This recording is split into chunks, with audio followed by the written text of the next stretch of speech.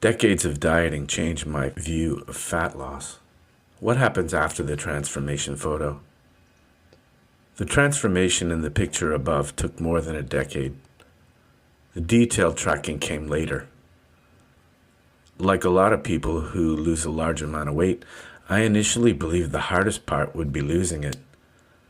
I thought that once I figured it out, the process would eventually become automatic, permanent, solved. That turned out not to be true.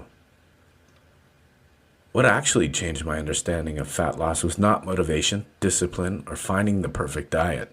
It was years of observing my own behavior closely enough that patterns became impossible to ignore. I'm 53 years old. I live in Osaka, Japan.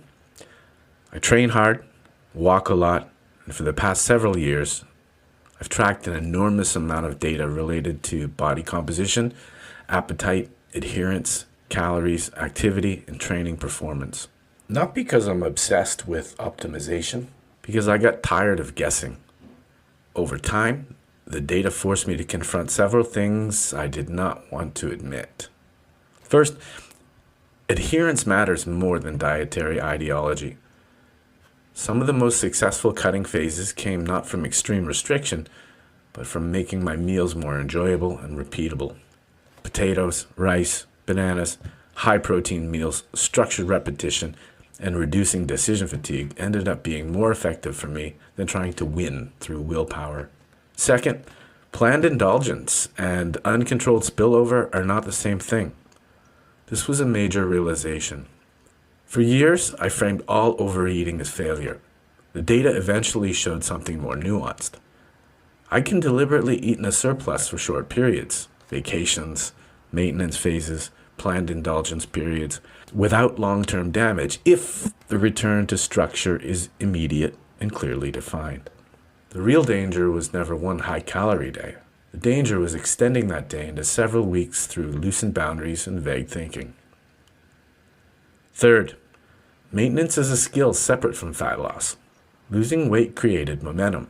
Maintaining weight required systems, routine meals, predictable training, environmental control, defined boundaries, accurate tracking, honest self-assessment. None of this is glamorous, which is probably why so much online fitness content avoids discussing it. Most people online want intensity. What actually changed my body composition long-term was consistency, sustained across years. Not weeks, years. That's also why I started writing this. Not to present myself as an authority with all the answers. Mostly, I'm interested in documenting what actually happens when someone trains hard, tracks honestly, ages, succeeds, regresses, adjusts, and continues anyway. The internet is full of transformation photos.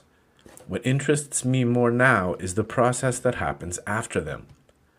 The maintenance phases, the rebounds, the vacations, the adherence problems, the psychological negotiation, the systems that hold up under real life, and the ones that collapse.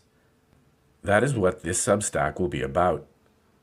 Long-term observations on dieting, training, behavior change, and quantified self-tracking from someone who has been living inside the process for a very long time. Not perfection, not motivation, just cumulative change. Thank you for listening. If you enjoyed this, please consider liking and subscribing.